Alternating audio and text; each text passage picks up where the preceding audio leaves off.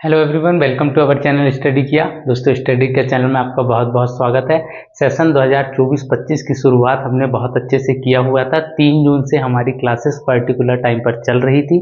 इसके अलावा अगर मैं ऑनलाइन क्लासेस की बात करूं तो क्लास 9, 10th, 11th और 12th के वीडियोस आपको कंटिन्यू प्रोवाइड हो रहे हैं।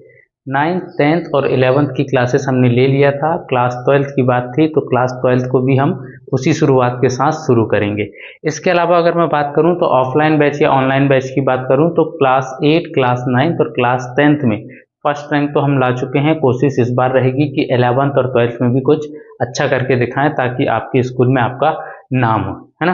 तो शुरुआत करेंगे 12वीं कक्षा की भौतिकी अध्याय 1। क्या है यूनिट 1 की अगर मैं बात करूं तो यूनिट 1 में हमें पढ़ना है स्थिर विद्युत के बारे में, जिसका फर्स्ट चैप्टर हमारे पास देखने को मिलेगा क्या, विद्युत आवेश एवं क्षेत्र।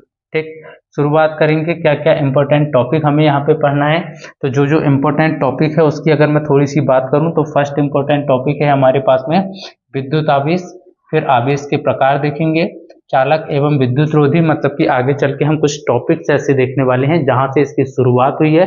मतलब पहले तो बेसिक को लेंगे, उसके बाद में आवेश क्या है, फिर उसके प्रकार क्या है, बहुत सारी चीजें हम इनसे रिलेटेड देखेंगे। फिर देखेंगे आवेश उत्पत्ति का इलेक्ट्रॉनिक सिद्धांत। ये कुछ ऐसे टॉपिक है जो आपके बेसिक के साथ साथ बोर्ड पेपर की अगर आप तैयारी कर रहे हो, कक्षा 12वीं में आप पढ़ते हैं, तो आपके लिए बहुत ज्यादा जरूरी है। ठीक है, चलो इसके बाद हम देखेंगे परावैद्युतांक, फिर देखा जाएगा कूलाम का नियम, फिर देखेंगे विद्युत आवेश के गुण, क्या क्या गुण रखते हैं, चालकों के आवेशन की विधि के किस किस मेथड से हम चालक को आवेश प्रेरित कर सकते हैं, उसको उत्पन्न कर सकते हैं। फिर देखा जाएगा कूलाम के नियम का सदिश रूप से व्यंजक आप ध्यान में रखेंगे, थोड़ा सा इंपॉर्टेंट हो जाएगा। अध्यारोपण का सिद्धांत टॉपिक में आएगा तो देख लेंगे। इसके अलावा स्थिर विद्युत बल और गुरुत्वाकर्षण बल की तुलना, ये अभी ध्यान देते हैं। विद्युत क्षेत्र देखेंगे, इंपॉर्टेंट टॉपिक होगा। इसके अलावा बिंदु आवेश के कारण विद्युत क्षेत्र की तीव्रता, 2 मेथड हम यहाँ पे पढ़ेंगे, 2 विधि पढ़ेंगे। एक तो अक्षीय स्थिति और दूसरा पढ़ा जाएगा निरक्षीय स्थिति। 2 स्थिति यहाँ पे लेके चलेंगे, उन दोनों को कवर करेंगे।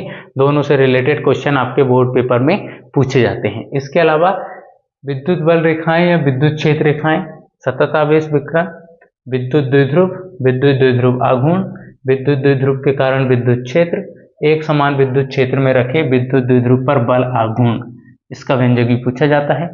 विद्युत द्विध्रुव को विद्युत क्षेत्र में घुमाने में संपन्न कार्य, इसका व्यंजक भी पूछा जाएगा। एक समान विद्युत क्षेत्र में द्विध्रुव की स्थितिज ऊर्जा, इसका व्यंजक भी आने वाला है। विद्युत फ्लक्स क्या है, गॉस की प्रमेय, मोस्ट इंपोर्टेंट क्वेश्चन। गॉस की प्रमेय के अनुप्रयोग और गॉस की प्रमेय से कूलाम के नियम के व्युत्पत्ति। ठीक है, तो शुरुआत किया जाए। फर्स्ट टॉपिक हम लेने वाले हैं। फर्स्ट टॉपिक में हम क्या देखेंगे कि एक तो हम जो पढ़ रहे हैं वो हमारे पास है क्या, और जो हम पढ़ना चाहते हैं किस बारे में पढ़ रहे हैं। तो सबसे पहले हमने क्या बात किया हुआ है, भौतिकी विज्ञान की वह शाखा जिसके अंतर्गत स्थिर आवेश, अभी बात हो रही है स्थिर आवेश, मतलब जब आवेश केवल एक जगह पे रखा होगा।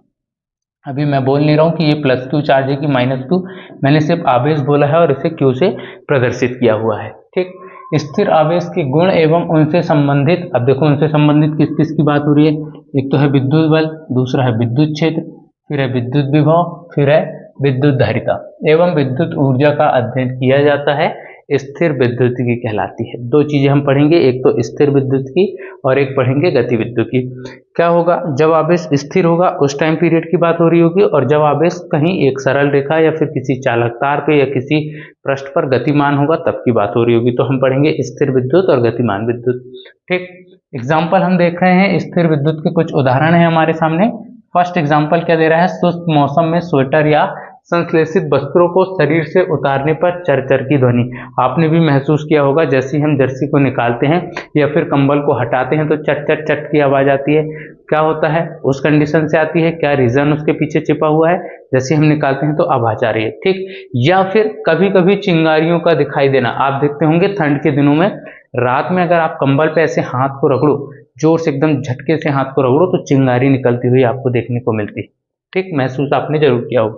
यह दूसरा एग्जाम्पल क्या बोल रहा है, विद्युत विसर्जन के कारण, जैसे ही आप देखते हैं बरसात का समय आता है और एकदम बिजली कड़क रही होती है, तब क्या आप देखते हो एक लाइटिंग होती है और लाइटिंग के साथ साथ आवाज भी निकलती है। ठीक, विद्युत विसर्जन के कारण आकाश में गर्जन के समय मतलब जब बहुत तेज आवाज आ रही होती है, गर्जन के समय बोला है तड़ित का दिखाई देना, मतलब कि उस समय पे वहां पे बिजली भी दिखाई पड़ती है, कुछ इस प्रकार की सिचुएशन। ठीक, अब ये हो क्यों रहा है, तो बोले उपयुक्त घटनाओं के उत्पन्न होने का मुख्य कारण क्या है, हमारे शरीर से होकर उन विद्युत आवेशों का विसर्जन होना जो विद्युत रोधी पृष्ठों पर रगड़ या घर्षण के कारण एकत्र हो जाते हैं।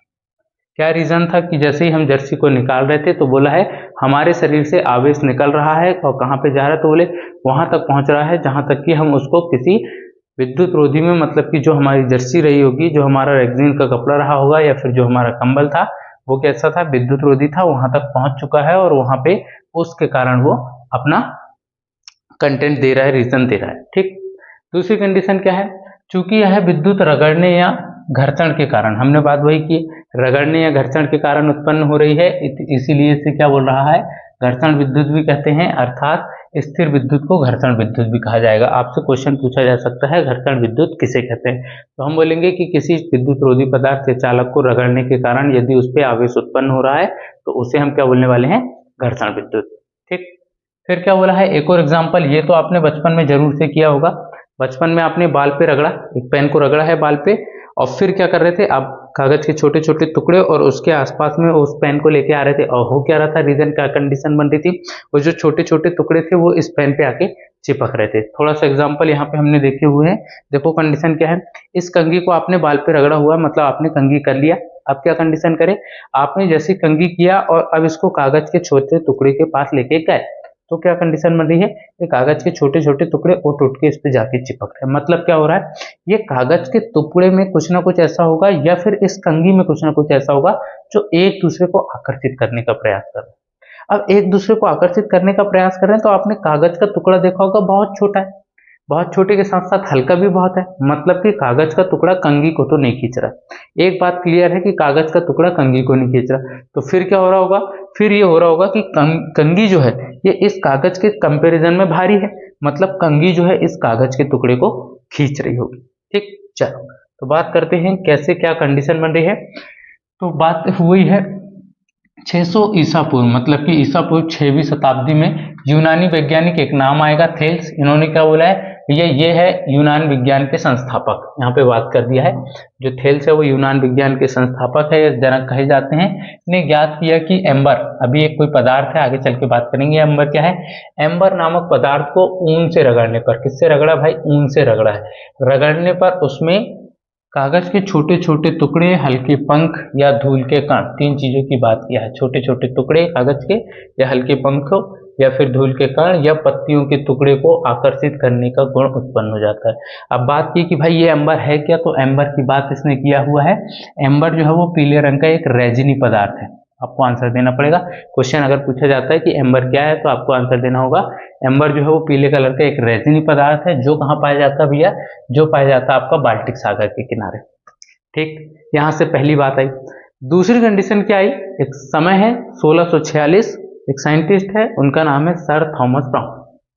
सन 1646 में सर थॉमस ब्राउन ने उस ऊर्जा को जिसके कारण किसी पदार्थ को रगड़ने पर, कोई भी पदार्थ है उसको आपने रगड़ा है, उस एनर्जी, अब रगड़ने के बाद उसमें क्या आ रही है, एक ऊर्जा आ रही है, तो उस ऊर्जा को जिसके कारण किसी पदार्थ को रगड़ने पर आकर्षण का गुण उत्पन्न हो जाता है, आकर्षण का गुण, बहुत ही बड़ ध्यान रखना, आकर्षण का गुण, जैसे हमने कंघी को रगड़ा था, उस पेपर के पास लेके गए थे, देखो जरा, कंघी को रगड़ा था, पेपर के पास लेके गए थे, तो ये इसको खींच रही थी, मतलब रगड़ने पे क्या हुआ है, आकर्षण का गुण उत्पन्न हो जाता है, विद्युत या इलेक्ट्रिसिटी नाम से संबोधित किया जाता है।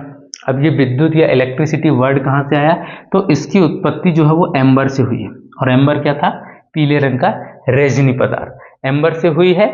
एम्बर का ग्रीक नाम क्या है बोले, इलेक्ट्रॉन, जो एम्बर जिसकी हम बात कर रहे हैं, एम्बर का ग्रीक नाम क्या है बोले, इलेक्ट्रॉन। ठीक है ना, चलो आगे बात करते हैं, क्या है हमारे पास में, ये लीजिए डेफिनेशन है, इस प्रकार वह ऊर्जा, कौन सी ऊर्जा, जिसके कारण किसी पदार्थ में हल्की वस्तुओं को आकर्षित करने, हल्की वस्तु को देखो यहाँ पे वापस से, हल्की वस्तुओं को आकर्षित करने का गुण उत्पन्न हो जाता है, विद्युत ऊर्जा कहते हैं। बात समझ में आई। वह ऊर्जा जिसके कारण किसी वस्तु को रगड़ने पर उसमें किसी दूसरी वस्तु को आकर्षित करने का गुण उत्पन्न हो जाता है, क्या कह रहे हैं उसको? विद्युत ऊर्जा कह रहे हैं, ठीक है ना। चलो, यह विद्युत रगड़ने या घर्षण से उत्पन्न हुई है, इसीलिए इसे क्या कहा जा रहा है? घर्षण विद्युत कहा जा रहा है। इस विद्युत के स्थिर होने के कारण इसे स्थिर विद्युत कहा जा रहा है। तो मैंने बताया कि आप दो पोर्शन पढ़ेंगे, एक स्थिर विद्युत की, एक गति की विद्युत। वहां पे क्या होगा? स्थिर विद्युत में आवेश आप स्थिर आवेश को पढ़ेंगे और गति की विद्युत में जो आवेश होगा वो गतिमान होगा, ठीक। चलो, जिस पदार्थ में हल्की वस्तुओं को आकर्षित करने का गुण उत्पन्न हो जाता है उसे विद्युतमय या आवेशित कहा जाता है, उसे विद्युतमय या आवेशित कहते हैं। जब कोई पदार्थ विद्युतमय या आवेशित हो जाता है तो हम कहते हैं कि उस पदार्थ में आवेश आ चुका है। क्या हो रहा है? रगड़ा आपने, अब वो हल्की वस्तु को अपनी ओर आकर्षित कर रहा है, मतलब आकर्षित करने का गुण उससे उत्पन्न हो चुका है, मतलब वो विद्युतमय हो चुका है। और अगर विद्युतमय हो चुका है तो हम बोलेंगे उस पदार्थ में आवेश उत्पन्न हो चुका है, ठीक है ना। चलो आगे देख लेते हैं क्या है। ये दो ब्रांच हमें पढ़नी है, दोनों को कॉन्सेप्ट से समझेंगे, क्या क्या मैं कह रहा हूँ उसको वर्ड को आप पकड़ते चलेंगे। भौतिकी की वह शाखा जिसके अंतर्गत स्थिर आवेशों के गुण एवं उनसे संबंधित घटनाओं का अध्ययन किया जाता है। क्या क्या बोला? देखो वापस से, स्थिर आवेशों और उनसे संबंधित आवेशों के गुण और उनसे संबंधित घटनाओं का अध्ययन किया जाता है। क्या कहते हैं भाई? स्थिर विद्युत। क्या बोलते हैं? Static electricity. दूसरी कंडीशन क्या है? उस शाखा को जिसके अंतर्गत गतिमान आवेश, देखो यहाँ पे क्या था? यहाँ पे था स्थिर आवेश, यहाँ क्या है? गतिमान आवेश एवं उनसे संबंधित घटनाओं का अध्ययन किया जाता है धारा विद्युत। गति की विद्युत जिसकी मैं बात कर रहा था धारा विद्युत कहते हैं, करंट इलेक्ट्रिसिटी कहते हैं। चलो, बहुत सारी बातें हमने किए और वहां से एक कंक्लूजन निकल के आया कि वह पदार्थ हो चुका है, मतलब कि पदार्थ में आवेश उत्पन्न हो चुका है। तो ये आवेश है क्या? किसे हम आवेश कहेंगे? आवेश उत्पन्न कैसे हो रहा है और ये आवेश कहाँ से आया? तो क्या बोला हुआ है? विद्युत आवेश का प्रत्येक मूल कणों का एक अंतर्निहित गुण है। अंतर्निहित गुण है मतलब उसके अंदर ही पाए जाने वाला गुण है। क्या बोला है? जिससे प्रत्येक पदार्थ के परमाणु के इलेक्ट्रॉन व प्रोटॉन के कारण वह विद्युत बल आरोपित कर सकता है तथा विद्युत बल पर प्रतिक्रिया बल भी आरोपित कर सकता है। मतलब कि उसके अंदर का गुण है जिसके कारण वह किसी दूसरे परमाणु पे या तो आकर्षण करने का गुण उत्पन्न कर सकता है या प्रतिक्रिया बल लगा सकता है, मतलब कि उसको आकर्षित भी कर सकता है या उसको प्रतिकर्षित भी कर सकता है। यह एक सदिश राशि है और इसका एसआई मात्रक क्या है? बोले कूलाम। तो याद रखेंगे, आवेश का एसआई मात्रक कूलाम, ठीक, कूलाम, ठीक।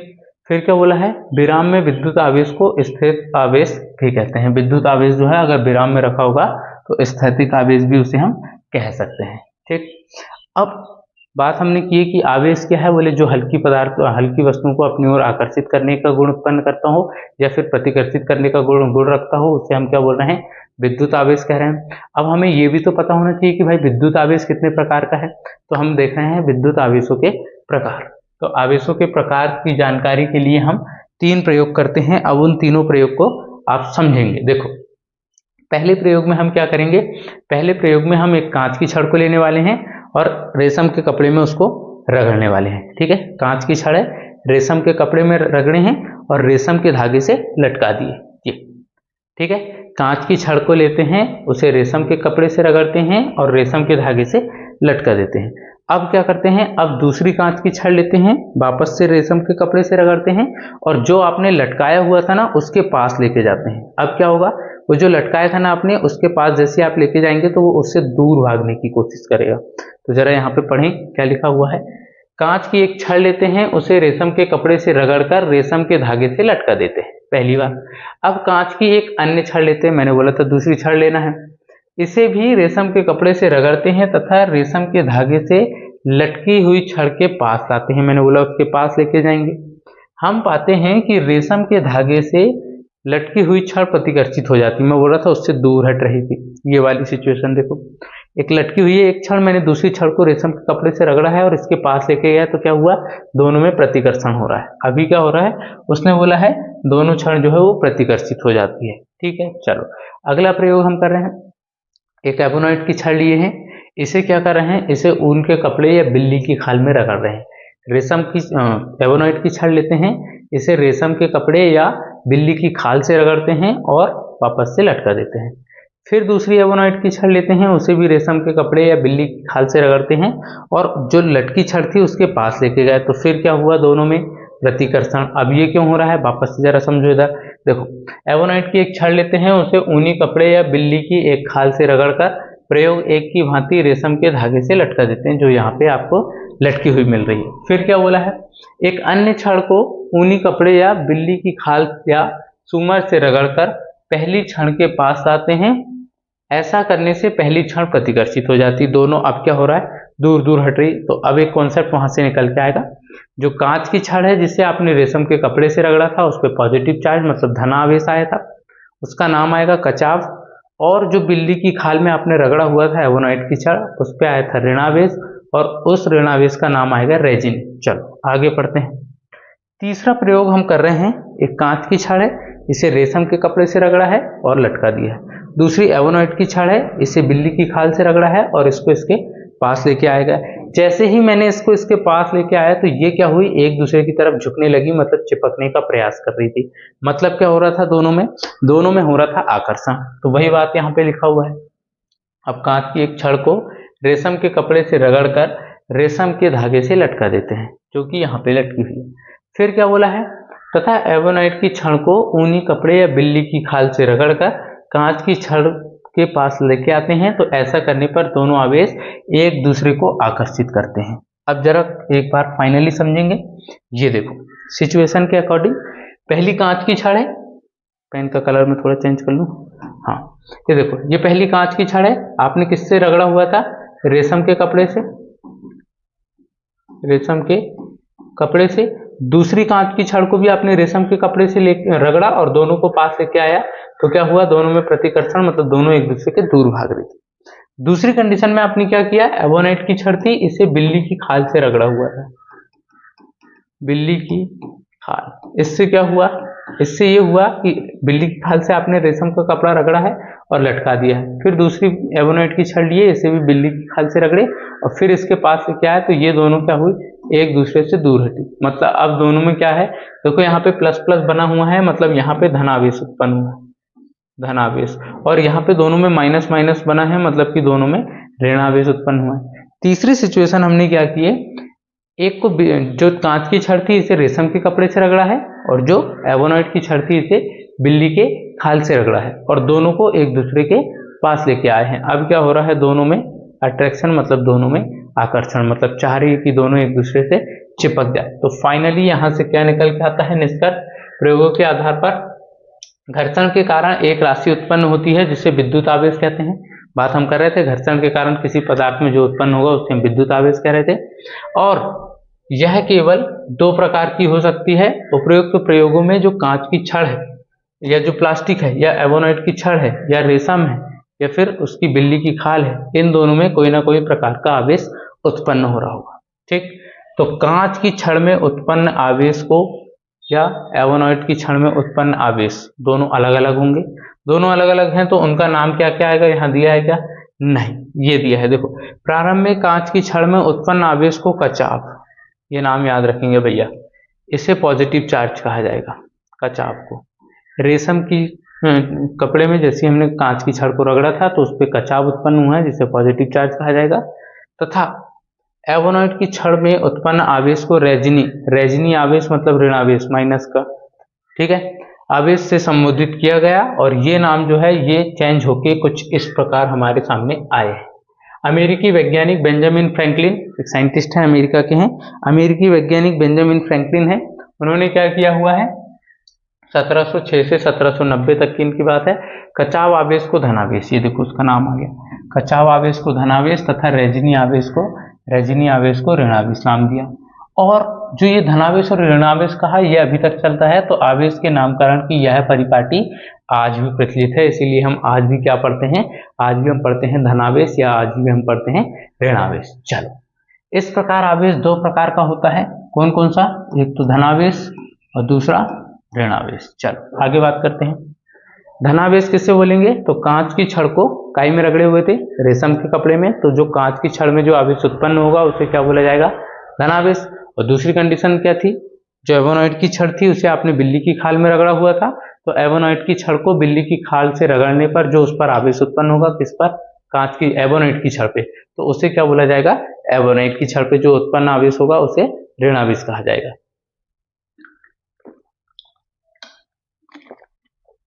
ठीक है।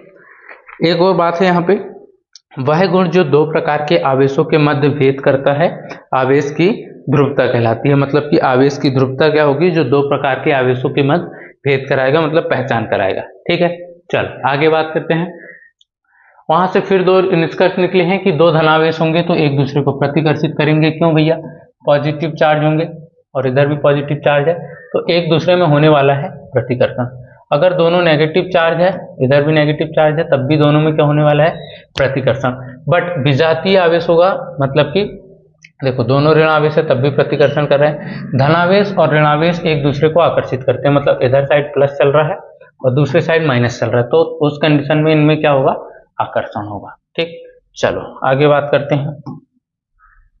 उपयुक्त प्रयोग के आधार पे दो ही बातें निकल के आ रही कि सजातीय आवेश हुए, मतलब दोनों धनावेश हुए या दोनों ऋणावेश हुए तो उनके मध्य प्रतिकर्षण होगा, और विजातीय आवेश हुए मतलब कि दोनों अगर पॉजिटिव चार्ज हुए या दोनों नेगेटिव चार्ज हुए तो उनमें आकर्षण होने वाला है। ठीक है, चलो ये लो, यहां से ऑब्जेक्टिव क्वेश्चन आपके पूछे क्या है? धनावेशित तथा ऋणावेशित पदार्थ, किसमें धनावेश आया, किसमें ऋणावेश आया? कांच की छड़ को आपने रेशम के कपड़े से रगड़ा हुआ था, तो कांच की छड़ पे उत्पन्न आवेश धनावेश था, तो भैया जो दूसरे में आएगा वो ऋणावेश होगा। फिर क्या है? एवोनाइट की छड़, वो भी ऋणावेशित थी। ऊनी कपड़ा और इधर रबर की छड़, भाई रबर की छड़ अगर नेगेटिव चार्ज हो रही तो ऊनी छड़ में पॉजिटिव चार्ज हो रहा होगा। प्लास्टिक शीट, रबर के जूते, अगर ये सब नेगेटिव चार्ज हो तो इधर ऊन का जो भी मिलेगा भाई पॉजिटिवली चार्ज होगा। एवोनाइट की छड़ नेगेटिव थी, किस पे रगड़े थे? बिल्ली की खाल में, तो बिल्ली की खाल पॉजिटिवली चार्ज हो जाएगी। कांच की छड़ अगर नेगेटिवली चार्ज थी तो उसको किस पे रगड़े होंगे? फलालेन के कपड़े में। चलो अगला कॉन्सेप्ट आपको आएगा आवेश उत्पत्ति का इलेक्ट्रॉनिक सिद्धांत। केमिस्ट्री पढ़ते हुए आपने बैलेंसी कंप्लीट करते हुए समझा होगा, केमिस्ट्री पढ़ते हुए आपने बैलेंसी को कंप्लीट करना समझा होगा। मैं थोड़ी सी बात करता हूं। देखो मान लेते हैं ये एक पदार्थ है, उसका कोई भी मान लेते हैं, जो भी है, ये इसका परमाणु है और इस परमाणु में इलेक्ट्रॉन, प्रोटॉन और न्यूट्रॉन, इलेक्ट्रॉन, प्रोटॉन और न्यूट्रॉन, ये तीन परमाणु मौजूद है। ठीक है, तीन पार्टिकल्स इसके हैं। तो मैं क्या बोलता हूं, देखो हमने एक फॉर्मूला और पढ़े हुए हैं, Z equal P plus N। अब मैं एक कोई परमाणु लिखता हूं, जैसे नाइट्रोजन, ऑक्सीजन की बात कर लेते हैं। चलो ऑक्सीजन की बात कर लेते हैं। ऑक्सीजन है, आपको पता है कि ऑक्सीजन का परमाणु क्रमांक कितना है? ऑक्सीजन का परमाणु क्रमांक है 8 और परमाणु भार है 16। अब ये कैसे आया होगा? किसी भी परमाणु में इलेक्ट्रॉन, प्रोटॉन और न्यूट्रॉन सबसे छोटा भाग है, और इनकी संख्या कैसी होगी? किसी भी अणु परमाणु में इनकी संख्या कैसी होगी? जितने इलेक्ट्रॉनों की संख्या मैं बोलता हूं n है, तो उतने ही प्रोटॉनों की संख्या होगी और उतने ही न्यूट्रॉनों की संख्या होगी। अब मैं बात करता हूं कि भाई इसका परमाणु क्रमांक कैसे हम देखेंगे? इसका परमाणु क्रमांक हम देखेंगे जितने उस पर प्रोटॉनों की संख्या, उस अकॉर्डिंग उसका परमाणु क्रमांक। अब हम बात करते हैं कि भाई परमाणु भार कैसे देखें, तो परमाणु भार के लिए प्रोटॉन प्लस न्यूट्रॉन करेंगे क्योंकि वो नाभिक में मौजूद होते हैं। ठीक, तो अब इसने क्या बताया? आवेश उत्पत्ति का इलेक्ट्रॉनिक सिद्धांत ने क्या बताया? आवेश उत्पत्ति का इलेक्ट्रॉनिक सिद्धांत ने बताया कि भैया अगर कोई भी हमारे पास एक परमाणु है तो उस परमाणु में जितने इलेक्ट्रॉन होंगे और जितने प्रोटॉन होंगे इनकी संख्या आपस में बराबर होगी। जो इलेक्ट्रॉन है वो कैसा होगा? बोले ऋणावेशित होगा, और जो प्रोटॉन है वो धनावेशित होगा। न्यूट्रॉन जो है वो विद्युत रूप में उदासीन होगा, बट कंडीशन क्या है? इनका द्रव्यमान जो होगा, तो इलेक्ट्रॉन जो है वो हल्का होगा, इसीलिए बाहरी कक्षा में चक्कर लगा रहा है, और प्रोटॉन और न्यूट्रॉन जो है वो भारी कण होंगे। तो इनकी थोड़ी सी मैं चर्चा कर लेता हूं। बात करते हैं यहाँ पे कण की बात करते हैं। मैं पहले इलेक्ट्रॉन लिख रहा हूं, इलेक्ट्रॉन, फिर लिखेंगे प्रोटॉन और फिर लिखेंगे न्यूट्रॉन। इलेक्ट्रॉन, प्रोटॉन और न्यूट्रॉन। मैं इस पर इसका आवेश लिखता हूं, आवेश लिखता हूं और इसका द्रव्यमान लिखा जाएगा, इसका द्रव्यमान लिखा जाएगा। ठीक है, चलो तो मैं अगर बात करूं इलेक्ट्रॉन पर आवेश, तो देखो इलेक्ट्रॉन जो होता है वो ऋणावेशित होता है, तो इलेक्ट्रॉन पर आवेश होगा माइनस का 1.6 इंटू 10⁻⁻⁻19 कूलाम। क्यों? क्योंकि आवेश का मात्रक अभी आपने पढ़ा हुआ है कूलाम। प्रोटॉन की अगर बात करूं तो प्रोटॉन जो होता है वो धनावेशित होता है, तो उतना ही होगा जितना कि इलेक्ट्रॉन पर आवेश है, मतलब प्लस का 1.6 इंटू 10⁻⁻⁻19 कूलाम। अब न्यूट्रॉन जो है वो विद्युत रूप में उदासीन होता है, बट इसका भी द्रव्यमान होगा। अब इसका द्रव्यमान कितना होने वाला है? तो इलेक्ट्रॉन का द्रव्यमान होगा 9.1, हाँ 9.1 इंटू 10⁻⁻31 किलोग्राम। और अगर प्रोटॉन या न्यूट्रॉन का द्रव्यमान बोले तो 1.67 इंटू 10⁻⁻27 किलोग्राम, और यही प्रोटॉन का भी द्रव्यमान होता है 1.67 इंटू 10⁻⁻27 किलोग्राम। ठीक, यहाँ से ऑब्जेक्टिव क्वेश्चन आपके प्रीवियस ईयर में पूछे गए हैं और आगे भी पूछने के चांसेस होंगे। क्या क्वेश्चन आता है? इलेक्ट्रॉन का द्रव्यमान होता है, तो आपको आंसर देना है 9.1 इंटू 10⁻31 kg। प्रोटॉन का द्रव्यमान बोलता है तो 1.67 इंटू 10⁻27 kg। न्यूट्रॉन का द्रव्यमान बोलता है तो 1.67 इंटू 10⁻⁻27 किलोग्राम। और अगर इनके आवेश की बात करें तो इलेक्ट्रॉन का आवेश माइनस का 1.6 इंटू 10⁻⁻27 माइनस का 19 कूलाम, और अगर प्रोटॉन की बात करें तो प्लस का 1.6 इंटू 10⁻⁻⁻19 कूलाम, और अगर न्यूट्रॉन की बात करें तो न्यूट्रॉन विद्युत रूप में उदासीन होता है। बस यही कहता है भाई आवेश उत्पत्ति का इलेक्ट्रॉनिक सिद्धांत। अब है हमारे पास चालक और विद्युत रोधी। अब चालक किसे कहेंगे? तो वे पदार्थ जो अपने में से होकर विद्युत आवेश को गुजरने दे या विद्युत धारा को प्रवाहित होने दे, चालक कहलाते हैं। उदाहरण क्या क्या है? सारी धातुएं, ठीक, लोहा है, सोना है, चांदी है, कॉपर है, एल्यूमिनियम है, पारा है। मानव शरीर, मतलब हमें करंट लगता है, मतलब हमारा शरीर चालक है। जंतु शरीर, पृथ्वी इत्यादि। ठीक, और एक एग्जाम्पल दे दिया, चांदी जो है वो सर्वोत्तम चालक होती है। ठीक, दूसरी बात है विद्युत रोधी किसे बोलेंगे या कुछ चालक किसे बोलेंगे? तो वे पदार्थ जो अपने में से होकर विद्युत धारा का प्रवाह नहीं होने देते। एग्जाम्पल, लकड़ी है, कांच है, प्लास्टिक है, रबर है ना, मिट्टी है, ये चीजें। ठीक, तो यहाँ पे दिया है कांच, रबर, पैराफिन, मोम, पीवीसी, और क्या दिया है? सूखी लकड़ी, चीनी मिट्टी या नायलॉन। ये जो है ये विद्युत रोधी। अगला कॉन्सेप्ट आता है भूसंपर्कण। आपने देखा होगा कि अगर आपके घर की लाइट जो है वो सही नहीं है और उस स्थिति में अगर आपको वोल्टेज का प्रॉब्लम हो रहा है, मतलब कि लाइट आपके घर की ब्लिंक करती है, तो आपको बोला जाता है कि आपके घर में ना अर्थिंग का प्रॉब्लम है। फिर आपको क्या कहा जाता है कि एक काम करो, आपके घर के साइड में गड्ढा कर दो और वहां से आप अर्थ ले लो। तो अर्थ आप कैसे लेते हो कि वो जो गड्ढा करते हो उस पर नमक डाल देते हो, उस पर कोयला डाल देते हो, तांबे का तार से आपने बनाया हुआ है, तो फिर क्या करते हो, उसको लाके आप ज्वाइंट कर देते हो एक लोहे की रॉड से या फिर बड़ा सा पाइप लेके उस पर ज्वाइंट कर देते हो, और उस पर कहाँ से कनेक्शन लाते हो आप? जो बोर्ड आपका लगा होता है वहां पे कनेक्शन देते हो। अब कंडीशन क्या है? कुछ इस प्रकार की सिचुएशन है। देखो यहाँ पे ये गड़ा हुआ है, ये देखो यहाँ पे ये गड़ा हुआ है, और ये कहाँ पे टच है? तो ये टच है एक खंबे से। क्या होगा? बहुत ज्यादा आवेश आ गया, पॉजिटिव चार्ज आ गया, तो ये फटाफट लेके जाके जमीन पे छोड़ देगा। या फिर इधर इलेक्ट्रॉन की कमी हुई, मतलब नेगेटिव चार्ज की कमी हुई, तो ये यहां से नेगेटिव चार्ज आगे की तरफ पहुंचाएगा। अब बात क्या है, जरा उसको पढ़ लेते हैं। देखो, जब हम किसी आवेशित वस्तु को पृथ्वी के संपर्क में लाते हैं, आवेशित वस्तु मतलब देखो लोहे का है, ये पाइप भी लोहे का है और ये तार भी लोहे का है, मतलब ये हम ये बोल सकते हैं कि धातु है और धातु में आवेश का गमन हो सकता है, मतलब चालक है। आवेशित वस्तु को पृथ्वी के संपर्क में लाते हैं तो उसका अतिरिक्त आवेश जो जोड़ने वाले चालक माध्यम में सेल होते हुए क्षणिक विद्युत धारा उत्पन्न करके भूमि में चला जाता है। आवेशों के भूमि के साथ संपर्क की इस प्रक्रिया को भूसंपर्कण कहते हैं। मतलब कि भैया बहुत ज्यादा आवेश है, यहाँ से हमने इसको टच कराया, ये कहाँ चला गया? जमीन पे। तो आवेश की यही प्रक्रिया जो है वो क्या है, वही प्रक्रिया जो है वो हमारी भूसंपर्कण है। ठीक, ये लो हमारे पास स्वर्ण पत्र विद्युतदर्शी। ये एक ऐसा उपकरण है जहां पे हम चेक कर पाते हैं कि आवेश जो है उसकी तीव्रता, मतलब कितना स्ट्रांग फोर्स लगा रहा है, वो कितना बल आरोपित कर रहा है, मतलब कि जो हमारे पास करंट है वो ज्यादा वोल्टेज का है या कम वोल्टेज का, इसको चेक करने के लिए। या फिर हम कह सकते हैं कि वो दोनों को प्रतिकर्षित करने में या दोनों को आकर्षित करने में कितना फोर्स लगाएगा, उसके लिए बात हो रही है। ये देखो क्या है कंडीशन, देखो ऊपर में एक तांबे का प्लेट लगा हुआ है, उसी से एक चालक तार आया हुआ है, और उस चालक तार के नीचे में ये जो दिख रहा है आपको, ये सोने की दो पतली पनियां हैं, और उसके आइट साइड में ये, और एक इधर साइड में स्टील के हमने क्या लगा दिए हैं, चादर। अब क्या कंडीशन है, मैंने इसको ना ऐसे टच किया, कोई एक आवेशित मेरे पास पदार्थ है और उसको मैंने ऐसे टच कराया, क्या हुआ, ये पॉजिटिव चार्ज जो है ये इसके ऊपर फैल गया।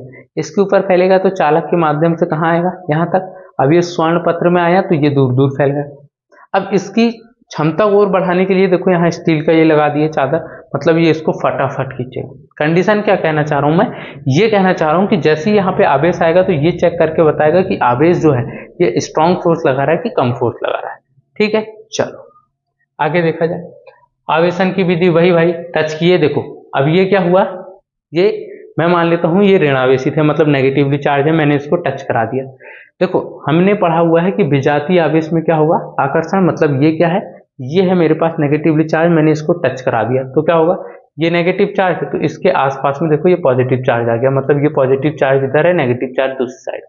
मैंने इसको पृथ्वीकृत कर दिया, पृथ्वीकृत करने पे ये जो नेगेटिवली चार्ज था ये जमीन पे चला गया, मतलब इस पे बचा सिर्फ और सिर्फ पॉजिटिवली चार्ज।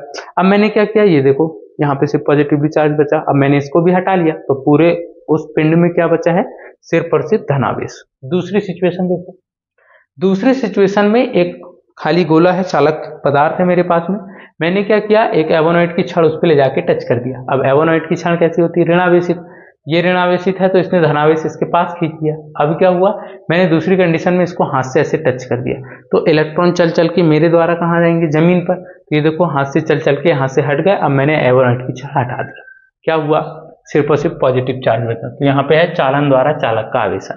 ठीक, चलो विद्युत आवेश के मुख्यतः गुण। विद्युत आवेश के मेनली हमारे पास 3 गुण होते हैं। अब वो गुण क्या क्या है उसकी मैं बात करता हूं। तो विद्युत आवेश के हमें मेनली 3 गुण पढ़ने हैं। पहला आवेशों की योज्य प्रकृति, आवेशों का संरक्षण और आवेशों का क्वांटमीकरण। ठीक, तो शुरुआत कहां से हो रही है, आवेशों की योज्य प्रकृति, आवेशों का क्वांटमीकरण और आवेशों का संरक्षण। चलो चर्चा कर लेते हैं कौन सा है, क्या है, कैसे है। आवेशों की योज्य प्रकृति पे बात हो रही है। किसी भी निकाय में कुल आवेश जो है वो उसमें उपस्थित सभी आवेशों के बीजीय योग के बराबर होता है। मैं बोलता हूं ये एक चालक पदार्थ है, मैंने इसको यहाँ से 2 कूलाम आवेश दिया, यहाँ से माइनस का 5 कूलाम आवेश दिया, और यहाँ से इसको माइनस का 3 कूलाम आवेश दिया। मैं बोल रहा हूँ कुल आवेश कितना है, चालक पदार्थ पे कुल आवेश कितना है। तो कुल आवेश कैसे निकालेंगे, कुल आवेश कैसे निकालेंगे, सबको जोड़ दो भाई, 2 कूलाम प्लस माइनस का 3 कूलाम प्लस माइनस का 5 कूलाम, जोड़ो 5 और 3 8, माइनस का उसमें से 2 घटाओ, माइनस का 6 कूलाम आवेश बचा है।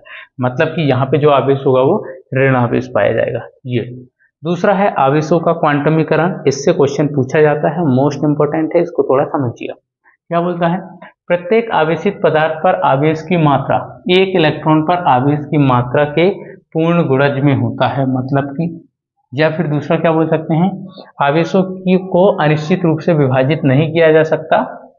विद्युत आवेश के इस गुण को ही क्या बोलते हैं, आवेश का क्वांटमीकरण। फॉर्मूला क्या बनाएगा, Q बराबर NE प्लस माइनस का NE, क्योंकि हो सकता है धनावेश हो या हो सकता है ऋण आवेश हो। और जो N है, N हमारे पास में क्या है, N हमारे पास में एक पूर्णांक है, और E क्या है, E है 1 इलेक्ट्रॉन पर उपस्थित आवेश। 1 इलेक्ट्रॉन पर उपस्थित आवेश कितना होता है, 1 इलेक्ट्रॉन पर आवेश ये होता है भाई 1.6 इंटू 10⁻⁻⁻19 कूलम। ठीक, और n की वैल्यू, n प्राकृत संख्या है, मतलब 1 2 3 4।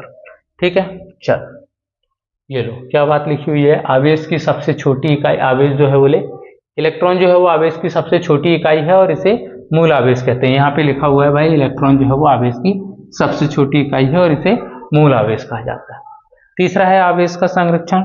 जैसे हम बोलते थे कि ऊर्जा को ना उत्पन्न किया जा सकता है ना नष्ट किया जा सकता, इसे केवल एक रूप से दूसरे रूप में परिवर्तित किया जा सकता है। तो आवेश के साथ भी वही कॉन्सेप्ट लगेगा, आवेश को ना उत्पन्न किया जाएगा ना नष्ट किया जाएगा, इसे केवल एक स्थान से दूसरे स्थान तक स्थानांतरित किया जाएगा। ठीक, तो क्या लिखा हुआ है, किसी पृथक्कृत निकाय का कुल आवेश नियत रहता है, या फिर क्या लिखा है, किसी पृथक्कृत निकाय में धनावेश और ऋणावेश का बीजीय योग सदैव नियत रहता है। ठीक है, चलो आगे देख लेते हैं। बस आज की क्लास यहीं तक है। उम्मीद है कि जो आपने पढ़ा है वो आपको समझ में आया होगा। अगले टॉपिक में हम देखेंगे कूलाम का नियम और उसका सदिश रूप। ठीक है, तो कक्षा 12वीं आप अपनी तैयारी को एकदम जोर से लगाइए और एकदम इस साल तो रिजल्ट चाहिए ही चाहिए होगा। मिलते हैं अगले कॉन्सेप्ट के साथ अगले वीडियो में, तब तक के लिए bye bye, take care and have a nice day.